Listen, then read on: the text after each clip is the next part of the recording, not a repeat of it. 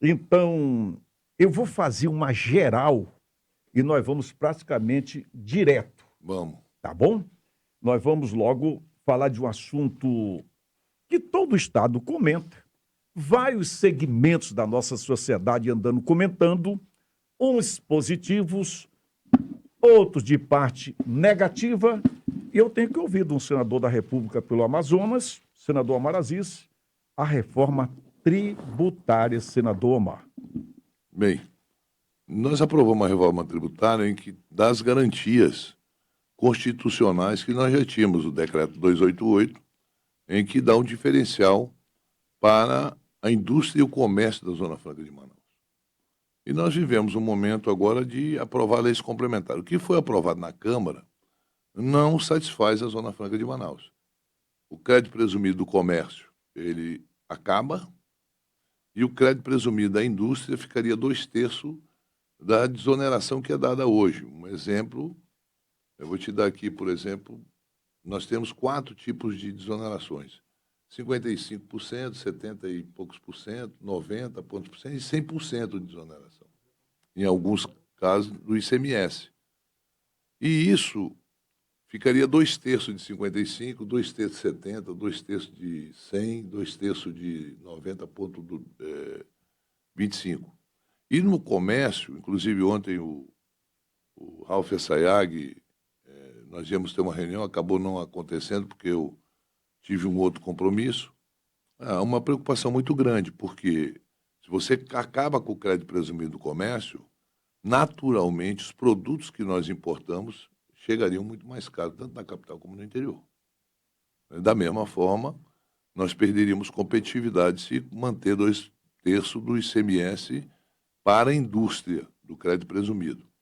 A tranquilidade que eu tenho é que o Eduardo Braga é o nosso relator no Senado Federal, ele foi relator da PEC, da reforma tributária, e será o relator das leis complementares. E a força que o MDB e o PSD, e tendo um presidente do Senado, do meu partido, acredito que nós iremos moldar essas leis complementares numa negociação com o presidente da Câmara, Arthur Lira, que já iniciamos essas conversas, eu já tive várias conversas com ele sobre isso, em que a gente vai manter esses benefícios que a Zona Franca já tem. Nós não estamos pedindo nada além daquilo que nós já temos. Zero de pedir algo a mais do que isso. Então, nós temos um outro problema. É que a arrecadação do ICMS, que vai se tornar agora IBS e CBS, nós teremos um problema sério. Por quê? Porque hoje a arrecadação é feita na origem e passaria a ser no destino. Então, isso também, o Estado perde muito dinheiro e, consequentemente, os municípios de Manaus e os municípios do interior do Estado. Porque o nosso consumo aqui não se compara ao consumo que tem em todo o Brasil. Então, tudo que a gente vende, nós arrecadamos aqui na origem. A partir do momento que muda da origem para o destino, só arrecadaríamos esses impostos aquilo que é comprado na cidade de Manaus. Então, Manaus, o Amazonas, no estado do Amazonas. O Amazonas é um estado muito pequeno em relação a São Paulo, que é o grande poder aquisitivo e de consumo que nós temos no Brasil, Norte, Nordeste e outras coisas mais. Então, essas questões, Valdir, nós temos que agora, nas leis complementares, dar essa segurança em não perder a arrecadação com essa mudança de origem para destino e manter a competitividade da Zona Franca, que cresce. Veja bem, o governo do presidente Lula, nos últimos meses, agora nesse ano, nós geramos mais de 2 milhões de empregos no Brasil, novos empregos. Faturamento da Zona Franca, ele está batendo todos os recordes, principalmente num segmento que eu sou o relator, que essa semana em Brasília eu vou ter que analisar com carinho, que é a lei de informática. Nós temos 2 leis de informática no Brasil, uma exclusiva da Zona Franca de Manaus e outra para o Brasil todo. A lei de informática, que são os produtos que nós vendemos aqui e produzimos aqui, a partir de semicondutores até o produto final, nós temos uma excepcionalidade diferenciada. Por que nós temos essa excepcionalidade? Não é porque nós somos mais bonitos do que os outros estados. É uma razão simples. Aqui nós temos o crédito que é dado, a renúncia é fiscal. Lá, nos outros estados, a renúncia é financeira. O que isso quer dizer? A gente troca papel. Lá é diferente. Eles pagam os impostos e o governo devolve o imposto. É uma forma de burlar a Organização Mundial do Comércio, que proíbe que bens de informática seja dada renúncia fiscal em qualquer lugar do mundo. No Amazonas há uma exclusividade por causa da floresta. Veja bem a importância da nossa floresta. Então a organização abre essa exceção para a Zona Franca de Manaus exclusivamente pela questão ambiental. E eu sou o relator, e nós temos um grande inimigo no Brasil que é a Associação Brasileira, é a BINE, que é a Associação Brasileira que trata exclusivamente, são os associados que têm indústrias fora da cidade de Manaus, e essas pessoas realmente querem todo o tempo prejudicar a gente. E é uma luta. Felizmente, tanto na mão do Eduardo há uma garantia e tem o nosso apoio irrestrito, como também em relação a essa lei que eu sou relator no Senado Federal sobre a lei de informática que trata de bens e trata de semicondutores. Então, o PADIS, que a gente chama, que é uma lei aprovada, é esse daí que dá a sustentação de produzir o produto de bens de informática fora da Zona Franca de Manaus. Senador Omar Aziz, ainda dentro desse assunto da reforma tributária, hoje o mundo hoje passa por fake news. Eu procuro sempre, onde começa o dever, termina a amizade, buscar a informação correta para os ouvintes que confiam na nossa programação.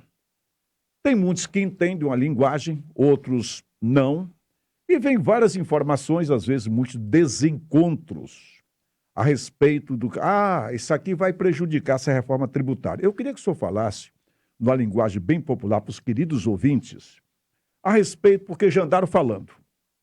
Medicamentos, que vai piorar para medicamentos, piora para alimentação, herança será taxada, isso e outras coisas.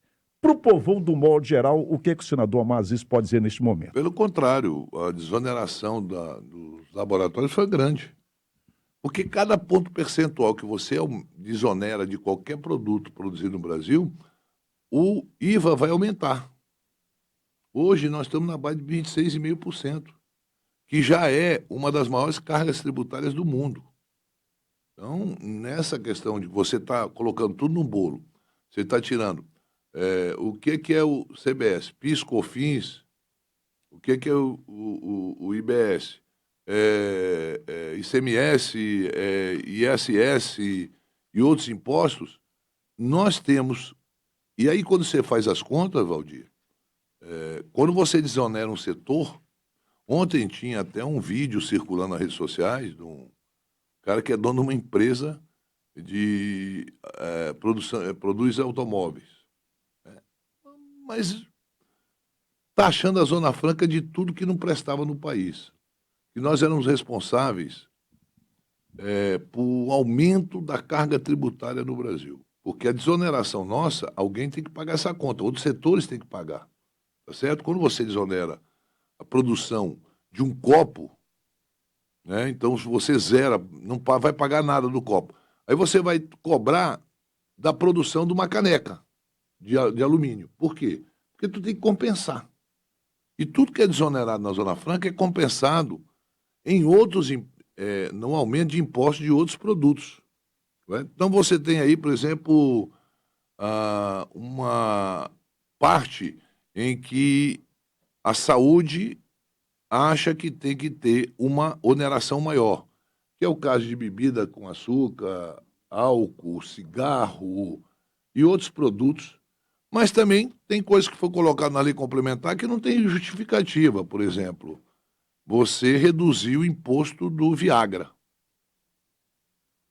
O Senado é uma casa revisora, nós vamos ter que revisar muitos casos, ver ponto a ponto. Eu estou tentando dar uma explicação menos técnica, mais para que as pessoas tenham um acesso melhor à informação, que é normal, porque nenhum de nós é especialista. A legislação da Zona Franca de Manaus é o negócio mais maluco que eu já vi, porque você não consegue, nem a gente que está tantos anos nisso, Valdir, consegue entender e profundamente. Tanto é que a gente se auxilia de profissionais que estão nessa área há muito tempo para que eles possam nos orientar a não cometer equívocos e prejudicar a Zona Franca de Manaus. Então, a desoneração, se você vai ter um IVA de 26%, 27%, está em torno de 26,5% hoje. O que acontece? Para a gente reduzir esse IVA, você vai ter que reduzir, desonerar alguns setores que tu está cobrando. Com isso, alguém vai ter que dar essa contribuição. Vamos um exemplo daqui. Agronegócio. O agronegócio brasileiro, e veja bem que se a gente tem o agro hoje, foi porque lá atrás a Embrapa começou a trabalhar nisso. É porque a gente conhece a história recente, não sabe o que aconteceu há 20 anos atrás para que a gente chegasse nesse potencial de grãos no Brasil. Isso não foi à toa, não foi sem ciência, sem tecnologia nova. Todo equipamento é subsidiado com juros bem abaixo da Selic, primeiro. Segundo, não se paga o que se exporta no Brasil, não se paga R$ 1 de imposto. E aqueles que pagam é aquele crédito que é dado financeiro, né? Não é o fiscal. O cara paga, mas é devolvido o dinheiro para aquela empresa ou empresário que paga. Então, nós temos aí um setor que não abre mão, que tem uma força política muito dentro do Congresso, que é o setor do agro, que é a bancada do agronegócio. Esse setor não admite pagar R$ 1 de imposto, porque senão diz que perde a competitividade. O Brasil é exportador de minério. Só para você ter uma ideia, nós temos uma indústria de alumínio no Brasil. É no Pará, aqui no estado vizinho. A energia, o maior pagador de energia, de conta de energia do Brasil, é essa indústria de alumínio. Se você reduz a conta de energia dele, para que ele possa ter competitividade na produção de alumínio, você deixaria de importar isso da China, porque nós mandamos para a China a matéria-prima, nós mandamos o aço, aliás, nós mandamos o ferro, nós mandamos a liga do aço, eles produzem o aço e nós vamos lá e compramos dele depois. A mesma coisa a soja. A gente exporta a soja em grãos e depois compra o óleo de soja, compra não sei o quê, que é trazido de fora. Nós não produzimos no Brasil. Porque a carga tributária é alta, porque o custo da energia é alto, nós não teríamos competitividade com os preços fora. E isso tentaram fazer no governo passado. Você lembra que nós tivemos que ir para o Supremo Tribunal para conseguir manter a competitividade, porque tinham reduzido a carga do IPI de vários produtos produzidos na Zona Franca de Manaus. Nós perderíamos a competitividade. Se você vê na América do Sul, e você conhece o Chile, Peru, Argentina, Uruguai, pouco ou quase nada compra da Zona Franca de Manaus. Nós produzimos, a TV produzida na Zona Franca de Manaus tem uma qualidade superior à mexicana que os americanos compram. Os americanos não produzem TV. Hoje eles não produzem automóveis, não produzem TV, eles estão produzindo muita tecnologia. Mas bem final eles não produzem, porque mão de obra cara. Então quem produz a TV para eles? Quem produz automóveis? O México, ali do lado. Mão de obra mais barata, impostos menores, e eles vão e compram do México a televisão. Então, uma televisão que nós produzimos aqui, hoje 95% do mercado brasileiro, do mundo, é Samsung e LG. Eu estou dando nomes aqui para as pessoas entenderem. Você não entra na casa de um brasileiro hoje que não tenha uma televisão Samsung ou LG. Pode procurar aqui mesmo em Manaus. Você entra em qualquer casa, ou é Samsung ou LG. A gente não exporta para o Caribe. O Uruguai compra televisão na China. O Peru está comprando na China. Por quê? Porque no Pacífico eles conseguem chegar, veja bem, da China para o Peru com preço mais competitivo do que nós produzimos aqui para vender para eles. Então, são certas questões que o Brasil tem matéria-prima, tem um poder aquisitivo do consumidor muito bom, por isso da instalação de várias indústrias aqui no distrito. Então, eu estou querendo explicar que nós não podemos perder essa competitividade. Aí você tem outras questões que foram mantidas nas leis complementares na Câmara, que é a questão da UEA, funcionamento da UEA, funcionamento do fundo de empréstimo que é feito pelo EFMPS, né? Então, o FTI e outras questões que nós temos que nos preocupar, porque isso depende do futuro do Estado na arrecadação e dos municípios que dependem dessa arrecadação. Queridos ouvintes, eu acho que deu para entender, quando eu perguntei a respeito da reforma tributária. O senador já falou de medicamentos, eu perguntei também de alimentação, Os taxação. medicamentos, os grandes laboratórios hoje são de genéricos. Nós temos até aqui um laboratório que produz, que entrou até no meu governo, produz, a grande produção hoje é de genérico. Eles foram desonerados nessa lei complementar. Eles fizeram um lobby muito grande na Câmara, mas o problema é que não chega no consumidor. É tipo cesta básica, desonera a cesta básica. Eu duvido, Valdir, porque nós não temos no Brasil um preço que o governo diz bem assim, o arroz vai custar X reais. Não, você compra o quilo do arroz num lugar um preço, no outro preço, e assim vai. Não existe tabela de preço no Brasil, nós não temos um preço tabelado. Então, a desoneração, muitas vezes, quem só lucra com essa desoneração é o empresário. O consumidor, o povão, não chega no povão. A meta seria ele não chega. Bem, Não mas chega. o senhor deu a entender que o senhor falou a palavra crivo. Então, queridos ouvintes, significa que nem tudo que estão falando vai passar pelo um crivo ainda. Não, sim. Isso é isso, taxação de herança, não sei o quê, percentuais, isso vai ser discutido ainda, né, senador? Tudo vai ser discutido e, veja bem, nós não temos pressa, o governo tem pressa, nós não temos pressa. Eu tive, depois da aprovação das leis complementares na Câmara, eu conversei com o presidente Lula umas 2 ou 3 vezes sobre esse assunto. Ele tem a garantia dele que nós não seremos prejudicados.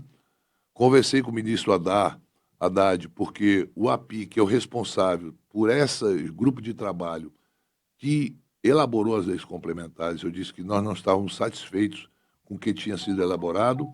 Aí o Haddad disse para mim, senador, há um compromisso do presidente Lula de não prejudicar em nada a indústria e o comércio da Zona Franca de Manaus. Então, veja bem, e somatizado a isso, você tem uma bancada de 3 senadores que é muito atuante, o Plínio, o Eduardo, que vai ser o relator, e eu, que a gente tem como conversar, porque nós somos uma casa menor do que a Câmara. A Câmara são 513 deputados, o Senado são 81. Então, nós temos tempo aí, 2, 3, 4 meses, para conversar, negociar com a Câmara, porque não adianta também te aprovar no Senado, chegar na Câmara e eles mudarem tudo. Então, não adianta a gente cantar vitória dentro do Senado, se a Câmara pode fazer. E na Câmara, apesar do esforço de todos os nossos deputados federais, que se esforçaram bastante, você tem uma dificuldade, porque nós só somos 8 deputados, contra 70 de São Paulo, 50 e poucos de Minas, e vai aí afora. E como também a grande maioria dos deputados de outros estados não vê essa legislação, eles ouvem o galo cantar e chegam na tribuna para falar. Outro dia, o deputado Domingos foi falar sobre o concentrado que é produzido na Zona Franca. Falou um monte de besteira, e o presidente Arthur Lira disse para ele, me diga onde é que está isso. E ele não, alguém chegou, olha, estão beneficiando lá o concentrado. Por quê? Porque nós produzimos concentrado para o Brasil todo produzir refrigerante. E lá no Paraná tem uma indústria de tubaína que inimigo nosso e fica nessa questão. Tanto é que colocaram o concentrado no imposto seletivo, como se algo que fizesse mal à saúde. Não deixa de fazer. Mas também tem outros produtos aí que fazem muito mal à saúde do que o concentrado. Mas ele foi para o imposto seletivo. E foi para o imposto seletivo, diga o seguinte, que a direção que acompanhou da Coca-Cola dentro do Congresso era a favor disso. Depois se arrependeu. Tá certo? Porque esse imposto seletivo vai ter que pagar. E olha, nós tínhamos, para você ter uma ideia, de redução de IPI, na época, lá atrás era 40%, hoje está em 7%, 8% somente. Então você sai com crédito de 7%, 8%. Se ficar 2/3, é 2/3 de 7%. Coisa que não vai acontecer, porque a gente vai manter essa desoneração e esse crédito presumido em total crédito que a gente vai levar para fora do Estado. Bem, eu já vi que o senador Omar Aziz fisicamente está bem, está magrinho. Porque eu estou correndo 20 quilômetros por dia. Olha, eu nem estou fazendo isso nem de carro, que não estou aguentando ainda. Bem, eu levei tudo direto para a gente ficar bem à vontade, né? Todo dia que eu tenho aqui a oportunidade de entrevistar o senador da República, o Omar Aziz. Mas vamos lá, o café e a água 0800, aproveita, nós vamos até o final. É o José Neto que está pagando. Muito bem, foi ele que pagou? Foi ele. Tá bom. Porque ele me disse ontem, eu disse, olha, eu vou te pagar um cafezinho e uma água. Eu gosto quando o senhor vem aqui, que eu fico com esse café também. Mas, senador Omar Aziz, é o seguinte, é um assunto muito complicado. Tem pessoas que de maneira imbecil tentam passar para o Brasil inteiro, que parece que nós vamos construir uma nova BR-319. Ela existe, trata-se de uma reforma, de reparos. E, recentemente, a 7ª Vara Federal do Amazonas, em decisão liminar, suspendeu a licença prévia 672/2022, emitida pelo IBAMA, que permitia ao DENIT iniciar as ações para contratação de obra de pavimentação ao longo do trecho popularmente conhecido como Trecho do Meio, que se inicia no quilômetro 251, comunidade Igapuaçu, em Manicoré, e vai até o quilômetro 650, próximo ao distrito Realidade, em Humaitá. Com certeza o senhor acompanhou. Eu queria a sua opinião a respeito desse assunto, porque sempre tem gente botando o dedo no suspiro. Meu Deus do céu. Não, e vamos ser realistas. Isso foi feito aqui no Amazonas, tá? É uma magistrada do estado do Amazonas. Não é do estado do Amazonas, é de outro estado, mas está trabalhando aqui. Eu até admito que pessoas que não têm conhecimento da nossa região e nunca passaram por lá possam falar da BR-319 como se ela fosse o fim do mundo para o meio ambiente.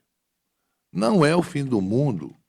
Para quem conhece, já andou ali, sabe muito bem que hoje mesmo não tendo asfalto, Valdir, se as pessoas quisessem extrair madeira dali, extrairiam, porque tem uma estrada. Você já viu? É porque a pessoa não conhece. Você vai para o sul do Amazonas, você vai ver como o cara extrai madeira e leva para Rondônia de uma forma irregular, né? Não é forma legalizada. Ele tira uma tora que pesa toneladas, sendo arrastada por um trator.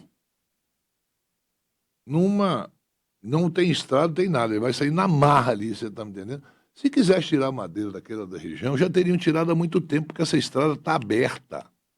Não precisa estar asfaltada, ou aquelas topeiras que não entende, não precisa estar asfaltada. O cara ir legalmente ir lá extrair a madeira e tirar essa madeira. Não precisa. Hoje você tem condição, tem trafegabilidade. Se trafega um ônibus, se trafega um caminhão, imagine o cara para puxar uma tora daquela. A verdade é que é de um lado e do outro, tanto é que o grade dessa estrada foi aumentado na época, na década de 70, quando feito. Eles aumentaram os 3, 4, 5 metros. Tem que aumentar mais um pouco. Porque das duas partes são duas partes alagadiças. Ali, o Igarapé, quando vem, o rio, ele enche. Fica na beira da estrada. Quer dizer, não tem como produzir grãos, não tem como fazer pasto para coisa, e muito menos extrair madeira. E vamos ser sinceros. E aí, me desculpa que eu não sou de questionar, a gente questiona a decisão judicial na justiça. Não é na tribuna, não é aqui o local. Mas se a magistrada que deu essa decisão tivesse ido em loco, dar uma olhada como é, ela não estaria se baseando numa ONG, tá certo? Que não tem responsabilidade nenhuma com uma população. Agora mesmo o rio está secando. O Madeira já chegou no limite da navegabilidade. Nós teremos problemas de ida e vinda, de novo. Desde o ano passado nós tivemos, mas esse ano vamos ter de novo. E nós estamos ainda no início de agosto. Nós vamos até setembro, outubro, ainda o rio secando. Se você analisar, as decisões são dadas dentro de gabinete com ar-condicionado, sem conhecer a realidade. Isso é muito ruim, porque se trata de um sonho, de uma aspiração. Esse daí seria 53 quilômetros de asfalto, né? Nós estamos fazendo o estudo da estrada toda. O presidente Lula, ele já anunciou aqui, já tivemos a primeira audiência pública, a construção de um porto ali na Manaus Moderna. Um novo porto, que nós temos ali 1 milhão de passageiros mês. E a forma como O as senhor pessoas... falou isso comigo há quase um ano atrás. E agora já A teve a respeito do- primeira... Já está tudo definido? Já teve a primeira Está até aqui audiência. na agenda para Já hoje. tem, pois é, já temos isso, vamos fazer, se Deus quiser, vai ser feito. É até desumano a forma como os passageiros embarcam e desembarcam ali na Manaus. As pessoas, desculpa, Sandro, não gosto de interromper muito. Belém fez um porto, uma imitação do que isso iniciou lá por Portugal. Foi feito nesse estilo, para ter vida, restaurantes, ter tudo. O nosso pode ser igual ou melhor o de Belém? Não, esse porto... Ou é diferente? Não, é diferente. Esse é um porto de passageiros, não é um porto... Porque ali você não tem a seca. O porto de lá é mar, então não seca, certo? Aqui é rio. O rio, ele seca, então você tem que ter as balsas que vão acompanhar quando secar. Então, aquelas lanças que são para você chegar dentro do porto, para os barcos atracarem, ele é totalmente diferente, ele é móvel, ele não é fixo, né? O porto lá do Pará, eu conheço o porto de lá, realmente tem ali culinária demais, tem lojas e coisa, que era para ser feito aqui nesse porto, porque tem uma estrutura, tinha aqueles galpões e tal, era o que o amazonino sonhava lá atrás. Quanto vai custar esse porto? Já está Em liberado? torno de Quando 600 inicia? milhões. 600 milhões. Em torno de 600 milhões. Porque ele é muito grande. Já né? tem data, senador Omar? É porque tem audiência pública, teve audiência Aham. pública, agora vai ter a licitação e inicia, a gente espera que inicie o mais rápido possível Um essa obra. cartão postal para a cidade. Seria, não, e daria também, Valdir, para as pessoas que têm que levar mercadoria para o interior, abastecer os seus barcos para levar mercadoria e levar passageiros, daria uma comodidade muito melhor. Muito bem. Eu ainda vou ficar na BR-319, porque recentemente esteve aqui nos estúdios da Rádio Difusora do Amazonas um colega seu, o senador Plínio Valério, que sentou a pé nas ONGs e também na Marina Silva, coisa que o senhor já havia dito. A Marina melhorou ou piorou, senador? Não, ela continua a mesma. Veja bem, a ministra Marina Silva aí não vão confundir com a crítica que eu faço à ministra Marina Silva, é a crítica de qualquer amazonense ou de qualquer pessoa que vive no norte do Brasil. Há um descompromisso completo em relação às pessoas. Está a serviço de quem? Eu vou colocar aqui para os amazonenses. O Amazonas é o estado mais rico em minério do Brasil. Nós temos aqui até urânio. Urânio.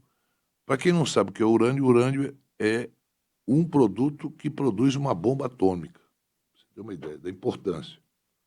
O Rio Negro é um rio que tem urânio, tem ouro. Você vê aí a quantidade de balsas que estão extraindo ilegalmente ouro e levando tudo para fora do nosso estado e do nosso país. Fica nada ou quase nada para a gente. Se a gente regulamentar isso vai ficar riqueza para as pessoas que moram, né? E riqueza para o estado do Amazonas. Infelizmente, isso não é regulamentado. A Marina Silva ela não quer ouvir falar sobre asfaltamento da BR-319. Mas isso aí não é um compromisso com os brasileiros nem com os amazonenses. Isso aí é um compromisso que ela tem com outros países por causa dessas benditas organização não governamental. Só para você ter uma ideia, vamos lá. A França fala tanto na questão ambiental que o triatlo foi adiado e continua o Rio Sena poluído. Veja bem. Aí o cara quer dar aula para a gente. O Macron quer dar aula para o Brasil em relação ao meio ambiente. E ela é o porta-voz do Não, só Macron. perdoa quem Não, participou do triatlo, acabou tendo vômito, não, sim. diarreia, febre e Não, tudo, né? porque está poluído. Vamos lá. Aí, veja bem, ela é porta-voz do Macron na Amazônia, ela é porta-voz da Alemanha na Amazônia, ela é porta-voz dos Estados Unidos na Amazônia, ela é a porta-voz dos países da Europa que poluem, emitem mais CO2 que o Brasil. Todos os países da Europa emitem mais CO2 do que o Brasil. A China é a maior que emite mais, os Estados Unidos é o segundo maior, o Brasil emite 2 ponto tal. É irrisório. Só que nós sequestramos de carbono com a nossa floresta é uma coisa absurda de bom para o clima ambiental. Eu não estou falando aqui em desmatamento, não. Estou falando para você o seguinte. Agora, tá cheio de picareta, e aí o nome mesmo que eu vou dar é picaretagem. Tá certo? E isso o Estado tem que estar de olho, vendendo terras do Estado e da União, título sobre título, cartórios sendo utilizados e fazendo parte de uma quadrilha que estão vendendo crédito carbono, que é da população do país, do Estado do Amazonas, que é dos povos tradicionais, que é dos povos originários, que eles não usufruem disso, e grandes empresários picaretas comprando milhões e milhões de hectares aqui com a anuência de amazonenses. Isso sim é sério. Isso, então, o cara chega, compra uma área em que lá você tem os povos tradicionais, você tem indígena, tem caboclo, você está me entendendo? Você tem quilombola. Teve uma operação recente, né, senador? Sim, mas isso aí Agamenon? É muito pequenininho. É Agamenon? Não, a Polícia Federal tem que ir para cima e fazer uma vistoria em todos os cartórios. Porque é uma brincadeira que cartório faz aqui. Você tem um título, o cara vai lá e registra em nome de outro e fica por isso mesmo. Eu já fiz uma denúncia ao corregedor do Conselho Nacional de Justiça. Eu espero que essa correição seja feita imediatamente nos cartórios que estão fazendo esse tipo de coisa. Bandalheira. Teve uma operação, mas isso aí é um pingo de água nesse oceano de bandidagem que estão fazendo com as nossas áreas. É para ser protegida? É para ser protegida. Agora, para quem está indo esse dinheiro do crédito de carbono? Tem empresas aqui, por exemplo, só para você ter uma ideia, uma empresa que tem que pagar milhões por ano, e isso está na Bolsa de Valores, para você ter uma ideia. O cara bota isso na Bolsa. Ele recebe um certificado para vender o crédito de carbono, tá certo? Não é fácil você conseguir esse certificado. Aí você coloca na Bolsa de Valores. Então, tu emite CO2 aqui. Pá! Então, você tem que compensar esse CO2. Por exemplo, tu vai fazer lá na tua casa uma indústria que vai emitir CO2. Sim, mas eu só aprovo o teu projeto se você compensar. Então, você vai e compensa. Se você emite 10 toneladas de CO2, você tem que comprar 10 toneladas. Bom, quando você compra, você paga um valor. Com quem fica esse dinheiro? O cara que se apropriou de áreas aqui na nossa região, né? Com usineiros, que diz que o álcool que eles produzem, ele não emite CO2, então é uma energia mais limpa, então eles são compensados por isso. E a gente aqui servindo de modelo para isso. E aí é que vem, veja bem, o grande lobby, né, que algumas autoridades brasileiras participam desse, ou de forma direta, ou de forma indireta, contribuindo para que isso acontecesse. Se a gente for vender o crédito de carbono e ficar distribuído com com aquela população, com os caboclos, com os indígenas, que cuidaram da Amazônia, que cuidaram das nossas fronteiras, que vivem nas nossas fronteiras, que vivem de forma, hoje, paupérrima, eu ficaria calado. Eu acho que isso é legal, tudo bem, vamos lá. Quantas famílias tem aqui nessa área de 1 milhão de hectares que está vendendo crédito de carbono? Ah, tem 500 famílias. Então, vamos pegar essas 500 famílias e cada uma vai ser remunerada porque está ajudando. Mas não há isso. Querem dar lá um salário mínimo e fica com milhões e milhões todo ano, sem botar um prego lá dentro, só comprando a área, com a anuência, volto a repetir, de alguns cartórios. E tem um aqui em Manaus, que já era para ter sido fechado há muito tempo, que é uso e vezeira de fazer isso. Tem cada história desse cartório aqui em Manaus, e isso eu estou fazendo um alerta aqui. Aqui em Manaus tem um cartório que eles sobrepõem título sobre título. Ele vai lá, tem um título, aí tem uma picaretagem dentro do cartório, tá certo? E isso daí, o Conselho Nacional de Justiça tem que agir, e eu estou muito esperançoso com a ida do ministro Mauro Campos para lá. Eu conversei com o ministro Luiz Salomão, dei o nome do cartório. Está na hora de uma CPI? Não, não precisa de CPI. Não precisa? Não, isso aí rápido? não, isso é rápido, não é muita coisa. É só fazer uma auditoria dentro desse cartório. Tem cartório aqui sob liminar funcionando, rapaz. E o TRF dá uma liminar e está funcionando. E está fazendo esse tipo de bandidagem dentro do nosso estado. Vendendo, sendo cúmplice da venda de áreas, ou que é estadual, ou que é federal, tá certo? Para que essas pessoas possam se apropriar. Fora o conhecimento que nós temos de área dentro de Manaus mesmo, que a pessoa pega e daqui a pouco entra lá com uma medição diferente e o cara faz a medição. Somebody love. Somebody love. Imagina, Você tá me entendendo? E um cartório aqui em Manaus, um cartório de um cara muito conhecido. Eu ainda vou voltar, senador Omar Aziz, para o assunto da Marina. Toda a bancada da região norte reclama contra a Marina. Muito bem. Como é que o povo vai entender? Ela é uma ministra do governo Lula. O Lula é o chefe da Marina. Será que ninguém tira a Marina porque continua atrapalhando e o governo permite que ela atrapalhe? Veja bem, a Marina é uma imposição internacional, praticamente.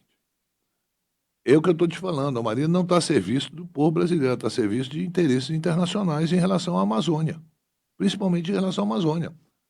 Eu não estou te falando, porque se você chegar comigo e dizer, a Marina foi senadora pelo estado do Acre, se você me disser um programa ambiental que está gerando um emprego no Acre, que ela, como ministra e como senadora, teve a oportunidade de fazer. Ela mora numa selva de pedra, São Paulo. Assim, se elegeu lá em São Paulo, porque no Acre não se elegeria, certo? Mas, veja bem, não vão dizer que é misoginia. Tá falando porque é mulher. Não é nada disso, eu estou falando da ministra. A ministra, ela tem um estado de ministra e ela tem realmente, nós temos grande dificuldade para conversar com ela. Todas as vezes que sentamos para discutir a questão da BR-319, ela e um tal de Bianco, que é o segundo dela lá, você está me entendendo? É literalmente contrário à BR-319. Então, a última conversa que eu tive com o presidente Lula, pessoalmente, eu estive com ele no Palácio do Planalto, eu voltei a tratar sobre esse assunto. E na primeira conversa, o Eduardo Braga, nós dois tratamos sobre esse assunto, duas coisas que nós tratamos, BR-319 e tratamos sobre o porto para passageiros aqui da Manaus Moderna. O porto de passageiros está andando bem. O Renan Filho, que é o ministro dessa área, e o Eduardo tem cobrado insistentemente essa questão do projeto, do orçamento e da liberação, né? Agora, a gente sempre está andando, aí vem um juiz e dá uma canetada, para tudo. Então, quando para tudo, Prejuízo brutal. Você tem um prejuízo de solução de continuidade enorme. Você está me entendendo? Uma decisão monocrática, sem pedir pelo menos informações primeiro. Porque, veja bem, como se trata de uma coisa tão importante, o correto seria, vamos entrar. O que é que a gente pode fazer? Nós vamos para o TRF, vamos recorrer dessa decisão da magistrada, para tentar ver se a gente volta a continuar com a licitação desses trechos que nós temos que fazer.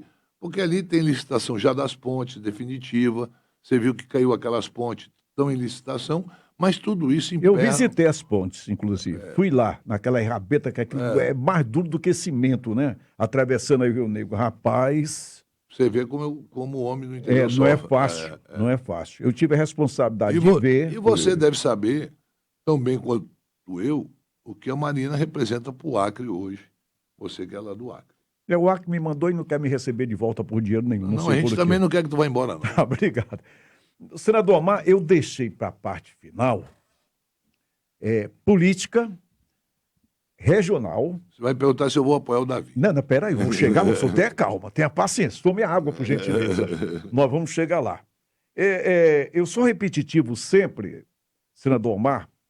Eu cobro muito dos queridos ouvintes a responsabilidade de pesquisar o trabalho daquele mandatário, do vereador, do estadual, do federal, do senador e governador. É preciso que tenha responsabilidade para saber em quem você depositou seu voto, se está correspondendo, se está trabalhando. Eu faço isso e eu fiscalizo. Eu, outro dia, li uma matéria, não sei nem se chegaram a passar para pessoas, se fosse coisa ruim, tinha o passado. Eu sei como é que é isso, as fofocas. No caso do Omar Aziz, senador da República pelo Amazonas, já comandou várias CPIs, e o ALC do Amazonas para comandar a CPI tem que, como diria o carioca, categoria lá fora, senão não vai. O jogo é pesado. Então, hoje, quando se fala em senador da República, é um dos nomes mais comentados, é do amazonense, Omar Aziz. Isso é mídia nacional. E eu cobro muito recursos para o nosso Estado. O que o senador está fazendo lá? O senador A, B e C. Muito bem. E saiu uma matéria, recentemente, que o senador Omar Aziz, PSD, o senhor tem uma pontuação de 80%, número 1, em recursos para o Estado do Amazonas. Ainda vou continuar, depois o senhor fica à vontade. Muito bem. Mediante tudo isso, Omar, a política local, eu vou daqui a pouco. Essa aqui eu já vou mexer regional e nacional. Vamos lá. O Brasil hoje, isso é opinião minha, é carente de nomes para a presidência da República. Hoje você não vê. Quem vai ser substituto do Lula? Quem vai... Isso existe carência. O senhor tem despontado em nível nacional, constantemente, tem muita experiência política. O senhor fez a escada da vida na política, isso é uma realidade. Muito bem. Não chegou a hora de um voo ou para uma vice-presidência, ou para chegar à presidência da República, é difícil ou não lhe passou pela cabeça ou o senhor ainda pensa em retornar como governo do Estado? Não, não me passa pela cabeça um projeto nacional. Não, seria até... Nem se for sugerido? Não, sugerido pode até ser, porque nós temos um partido, um dos maiores partidos do Congresso hoje, o maior partido dentro do Senado é o PSD. Ele tem o presidente e tem a maior bancada dentro do Senado Federal. Nós deveremos eleger o partido que mais vai eleger prefeito nessa eleição, um dos que mais vai eleger ali será o PSD, a nível nacional. É um partido grande, é um partido que tem diferentes pensamentos. Quem é do Norte e Nordeste pensa de uma forma, no nosso partido, e quem é do Sul e Sudeste pensa de outra. Você tem lá o governador do Paraná que pensa em ser candidato a presidente, que é o Ratinho, certo? É um direito que ele tem. Todo político tem o direito de sonhar, de aspirar a exercer um cargo que ele está ou outro maior. Mas nunca me passou pela cabeça isso, Valdir, de forma nenhuma, né? Eu acho que eu cumpro um mandato importante, eu tenho colaborado muito com o Estado. Você vê que essa questão de emenda não é a favor, é obrigação nossa em trabalhar. Não tem um município desse no estado do Amazonas que não tenha aporte de emendas, de recursos, de conseguir, até recursos fora das emendas mesmo. A gente vai atrás, corre.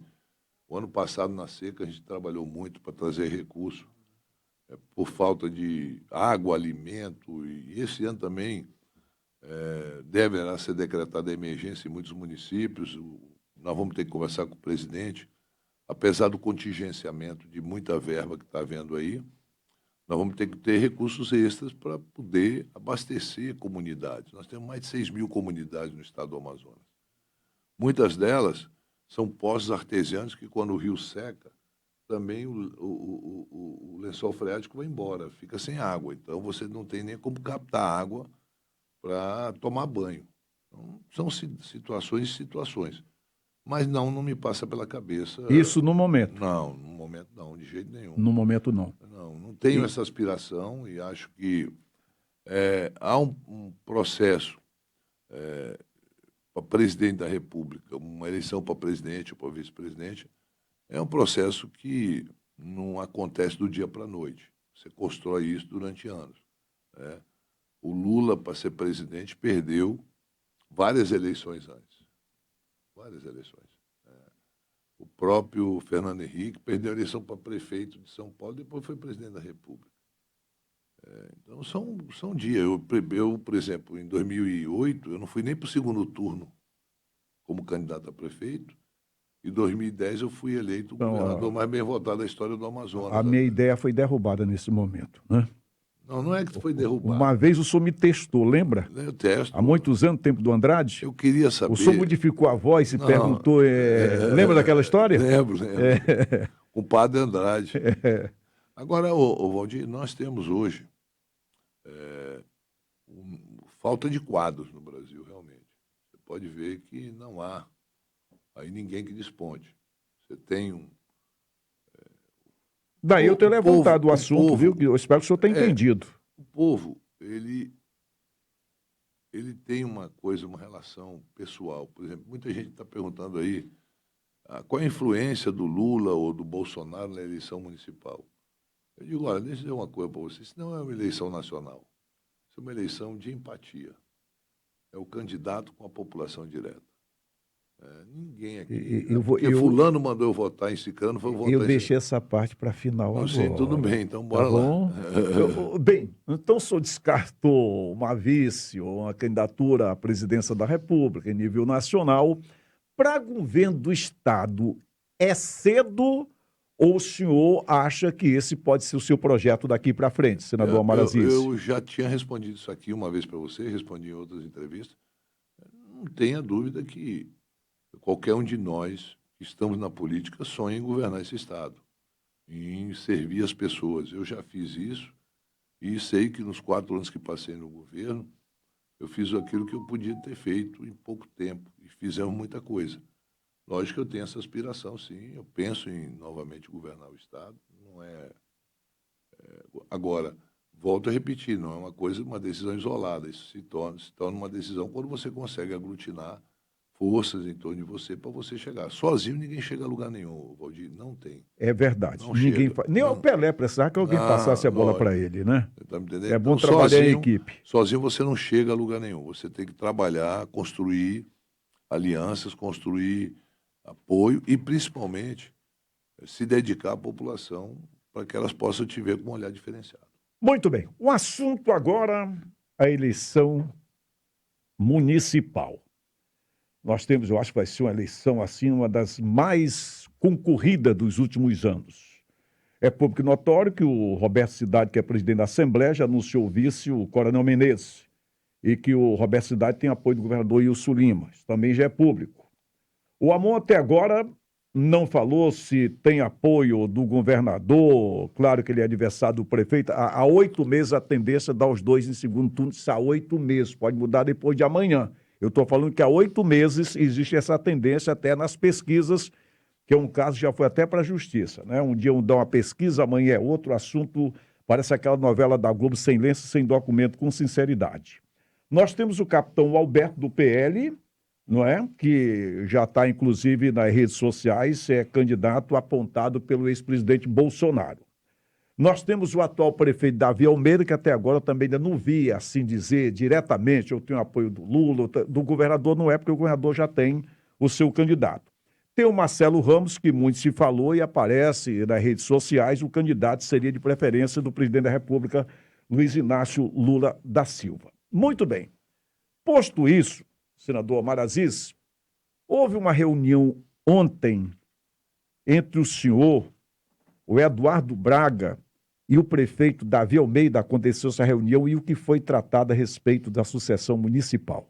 Não, não houve essa reunião. Nós três não nos reunimos. Eu conversei com o Eduardo ao telefone umas 2 ou 3 vezes ontem. Tratamos de outros assuntos, não só da capital, mas do interior também. Eu conversei com o prefeito Davi Almeida ontem à noite. Foi uma conversa muito amigável. Eu gosto e tenho uma gratidão pelo prefeito Davi Almeida, que me apoiou para o Senado. Ele declarou apoio e voto em mim, tá certo? E essa questão da vice não ficou... eu não tratei sobre vice, nós tratamos sobre projetos para a cidade de Manaus. Agora, eu te digo aqui francamente, de todos os candidatos que você falou, eu tenho uma relação boa com todos. O Roberto é uma pessoa que tem uma boa relação.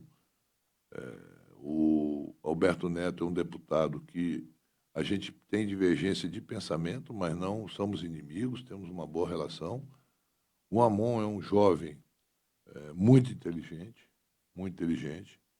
As pessoas às vezes menosprezam, mas não menospreze ninguém, porque quem menospreza as pessoas pode quebrar a cara. É um rapaz inteligente. O Marcelo é meu amigo pessoal, é uma pessoa que eu tenho um carinho muito grande. Mas e nós viemos conversando com o Davi. Não é de hoje. É lógico, na perspectiva, quando ele me apoiou para o Senado, ele tinha a perspectiva também da reciprocidade. E a questão toda, muita gente fica achando que quem declara apoio para quem? Não. Eu volto a repetir. Independente do meu apoio, ou do apoio de quem quer que seja do Bolsonaro ou do Lula, as pessoas não vão votar no Bolsonaro, nem no Lula, nem no Omar, nem no Eduardo, nem em ninguém. Vão votar no candidato. Há diferença, sim. Isso é uma empatia entre a população de Manaus. Ninguém manda em Manaus. Olha, Manaus, ninguém é líder. O cara que dizer que eu sou líder dos votos em Manaus é mentiroso. A população de Manaus, ela sempre levou por rumo. Se você pega aqui, eu vou te dar um exemplo aqui. Vou dar um exemplo aqui, claro.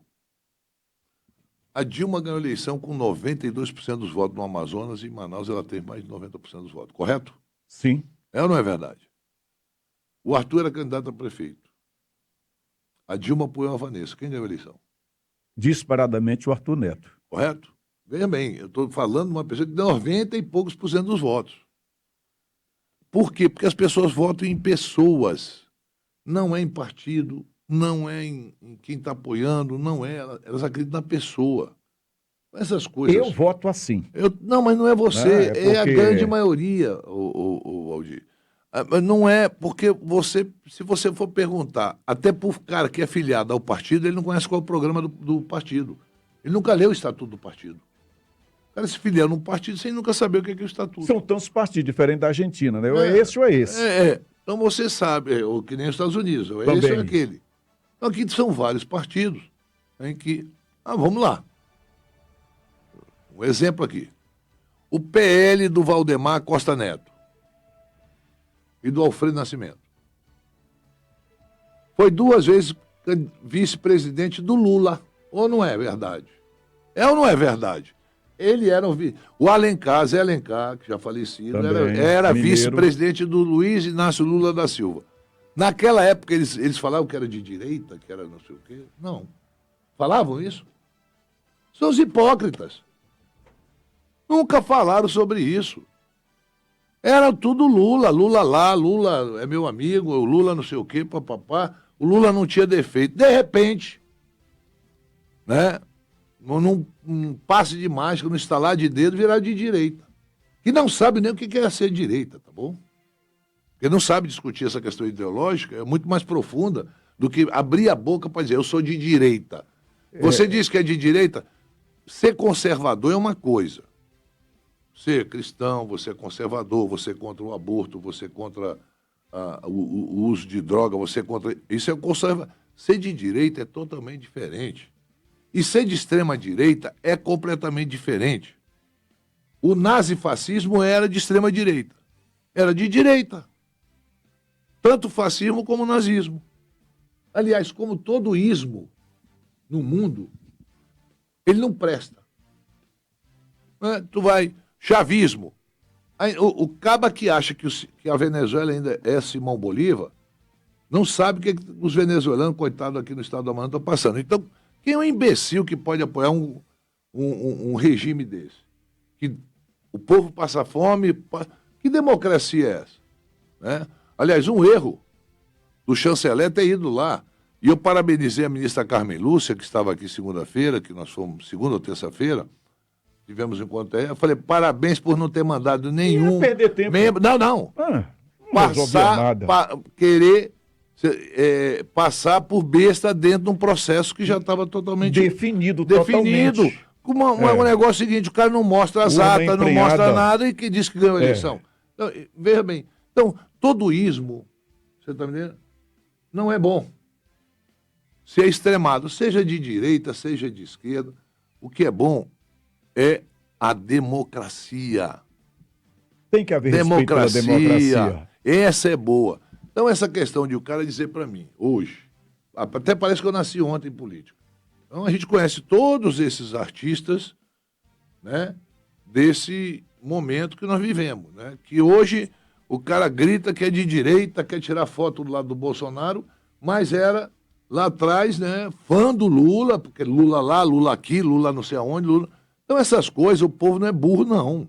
Por isso que eu digo para você, não essa questão de dizer que o senador Omar, ou o senador Eduardo, ou o senador Plínio, ou o governador Wilson Lima, ou não sei quem, vai ganhar a eleição no município tal, porque vai... É mentira. Eu já fui governador. Eu tinha uma popularidade de mais de 90% de aceitação da população. Não é assim. Eu sempre fui um magistrado na eleição. Eu nunca me meti em eleição municipal. O povo decide, eu respeito. Dessa forma que eu conduzi quando era governador. Por quê? Porque quem mora no município são pessoas, e essas pessoas é que têm o direito de escolher o que é melhor para elas. Não é eu dizendo, não vote no fulano porque ele... Por que ele é melhor? O cara vai me questionar. Ele é melhor para ti ou para mim? Quando se aparecem esses que se vangloriam, que vão eleger, ninguém elege ninguém. O cara vota na pessoa, não vota em partido político, vota em pessoas. Então, quem está me ouvindo nesse momento, essa questão, o partido vai ter um candidato, você também, o partido vai ter um candidato. Tenho uma gratidão muito grande pelo Davi, que me ajudou e me apoiou em 2022, numa eleição muito difícil que eu tive na cidade de Manaus. Vocês sabem, vocês acompanharam isso. Mas sou grato a cada voto, eu não quero nem saber quem votou ou não votou em mim. Quem ganha a eleição tem que agradecer a Deus em primeiro lugar e agradecer a todos, porque não está escrito na testa, Valdir, quem votou não. Eu agradeço. Você está me entendendo? Se a pessoa não votou em mim, é um direito democrático não ter votado em mim. O senhor voltou a falar aqui no prefeito Davi. Nós já temos aqui, já é público e notório, os vices de alguns candidatos, pré-candidatos. Já foi conversado com o Davi, o seu partido, no Aliança. Até agora o Davi não anunciou o vice. O PSDB cogita colocar um vice na chapa do prefeito, ou isso não foi trabalhado, ou ainda vai ser conversado, ou não será conversado, senador? Independente de eu estar do lado do Davi ou não, a única coisa que ele não tem o direito de dizer sobre mim é que eu exigi alguma coisa dele. Isso fica bem claro. Bem claro, né? Ele sabe disso e ele diz isso em qualquer lugar, porque eu nunca cheguei com o Davi e sentei, não, ou você me dá isso para mim. Não existe isso em política. Eu conheço política, eu sou uma pessoa experiente. Eu amadureci muito. Eu não era vice de manhã e 8 horas da manhã me tornei vice do Eduardo, tá certo? A mesma coisa, o Amazonino foi à casa do Josué Pai, tá aí o Josué Pai vivo para convidar o Josué para ser o vice do Alfredo. E eu fui vice do Alfredo porque o Josué Pai não aceitou. Tá vivo. Pergunte para o Josué que ele vai contar a história. Eu devo até isso pro Josué Pai, né? Meu amigo, 40 anos aí, que ele não aceitou ser vice. E ele até usou, disse, não, peraí, eu sou no... É a história da continência. Lembra da história da continência? Sou uma locomotiva e não sou vagão. Não, e ele disse tá. também que não ia bater continência, isso também foi... Alguma coisa... Isso já está na história. Não, é na história, mas é história. Mas não é história de historinha. De fato, é um fato que aconteceu, existiu. tá certo? E a gente... Só que não adianta o cara falar isso, porque isso não é verdade. Não, mas aconteceu. Então, eu já vi muita coisa acontecer do dia para a noite. Recentemente, as coisas... E o vice, o Valdir, você tem que ter duas coisas para você ter um vice. Primeiro, ter uma certa relação. Porque é muito difícil você ir governar com uma pessoa que você não vai ter relação e não vai ter confiança. E você tem que conversar para tratar sobre esse assunto. Então, eu nunca exigi absolutamente nada do Davi para ficar com ele ou não ficar com ele. Está bem esclarecido, Bem esclarecido isso, porque Muito senão bem. vão dizer aí, não estou negociando, não exigi, não vou exigir. Isso é um processo natural e o prefeito é ele, assim como você vê. Eu falei aqui, já disse isso em outras rádios, vou repetir aqui. A forma como o Coronel Menezes, que é meu adversário, não é meu inimigo, não tenho absolutamente, do ponto de vista pessoal, nada contra ele, foi sacado do PL, não é uma forma correta. Então, nada que é feito de uma forma incorreta em política sobrevive na frente. Senador Omar Aziz, já quero parabenizá-lo antecipadamente. Nós somos leoninos, seu aniversário é dia 13. Parabéns. E o seu é? O meu é no domingo, dia 4. Olha só. Estamos lá aguardando. Se aparecer algumas ampolas, nós estamos aí. Sempre, né? O senhor não gosta, passa para mim. Antecipadamente, muitíssimo obrigado. Mas, olha, mais uma Valdir, vez, eu vou viu? dizer algo para você. Eu quero saber, Ah, porque eu sei o que eu sinto e eu sei o que você sente, porque a gente conversa muito. Enterrar uma cabeça de burro lá no Botafogo foi. é verdade. Aliás, é bom que o senhor toque nesse assunto, que todas as vezes que eu converso com o senador Omar Aziz por telefone, tem gente que está conversando com o senador da República, Omar Aziz. É sobre o quê? Eu digo sempre que é futebol, nós nunca tratamos de política, a não ser aqui. É só sobre Botafogo. Não é? É Botafogo. Mas sabe o Rapaz, senador? não é possível, meu irmão. Olha, Não é o possível. Chico Xavier, há muitos anos, disse que tudo passa. Isso um dia vai passar, não é possível. Não, isso aí porque não é possível mais. Não, e tu sabe que tem meu pai era palestino, árabe, e você sabe que nós temos lá no Oriente Médio, vem muitas histórias, né? Mas o Botafogo é diferente. Mas não é só isso. Tinha um rei que estava morrendo. Ele estava na beira do leito, o filho dele, que ia assumir no lugar dele. Aí o filho dele foi lá com o pai dele deu 2 caixas, uma azul e uma rosa. E disse, olha, quando o reino tiver o povo muito feliz, todo mundo alegre, em festa, abre essa caixa azul. E quando o reino tiver em depressão, em guerra, as pessoas passaram fome, abre essa daqui, rosa. Tá bom, o reino estava bem, todo mundo muito bem. Lá vai o príncipe que tinha herdado o trono, né, que já era rei. Isso aí lembrou que o pai dele disse no leito da morte. Aí ele abriu uma caixa azul e estava isso, tudo passa. Tá vendo? Aí tá bom. Que bom, olha aí. Depois o reino entrou em desgraça, em guerra, em fome, o povo insatisfeito com o reinado, aquela coisa. Aí ele se lembrou do pai e foi abrir a caixa rosa. Ele disse, tudo passará. Só que o Botafogo, meu irmão, não passa nada e nem passará. É diferente. Nós ainda vamos ter essa felicidade. Não, e o Márcio é botafoguense. O Botafogo foi campeão no tempo do Túlio. Faz tempo. Mas não é isso. Deixa eu dizer uma coisa para você. O ano passado nós fomos garfados. O texto já disse isso. Agora, olha, eu não tenho nada contra o Flamengo. Eu gosto, tenho muitos amigos flamenguistas. Mas quem quiser apostar no bet, nesses negócios aí que eu não aposto, nessas coisas, porque você é doido. de 5 jogos, pode dizer bem assim, 4 pênaltis a favor do Flamengo. Pode ter certeza que tu não erra. Senador Omar, muitíssimo obrigado mais uma vez. Espero que o ouvinte entenda que eu fui buscar perguntas de interesse da coletividade do Estado do Amazonas, aquilo que o mandatário fez pelo nosso Estado.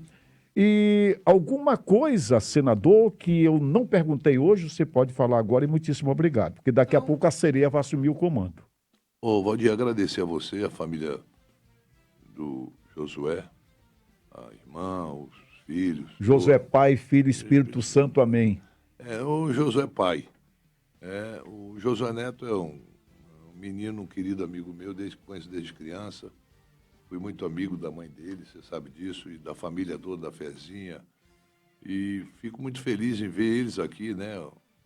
Os filhos da Fezinha, o Josué, todo mundo aqui ainda, mantendo essa audiência fantástica que você tem dentro da Rádio Difusora. Talvez a Rádio Difusora mantenha aquela tradição que vinha lá do seu Josué, antiga, estou falando há 50 anos atrás, estou falando da década de 70, 60, que Manaus terminava ali no Boulevard. Do Boulevard para lá não existia absolutamente nada. O máximo que tinha era aquele banho do Parque 10, mas não tinha uma casa para ninguém morar. Então, e eu fico feliz, uma casa que sempre me recebeu muito bem. Dizer a vocês que nós estamos atentos. Então, essa questão Zona Franca, preservar a competitividade e dizer que não tem salvador da Zona Franca, não tem herói, tem obrigação. Não é favor nenhum os parlamentares, tanto eu, quanto o Eduardo, quanto o Plínio, como os deputados federais, ajudar a Zona Franca. É obrigação nossa, foi para isso que nós fomos eleitos, foi para isso que nós estamos lá. O compromisso era esse, de ter uma vigilância permanente. Então não adianta o cara querer aqui se vangloriar que fez isso ou aquilo. É uma luta, é uma luta. É difícil, mas é possível vencer, é possível. É mais fácil a gente salvar a Zona Franca do que o Vasco ser campeão brasileiro. Eu pensei que você ia meter o Botafogo. Obrigado, senador. Um abraço.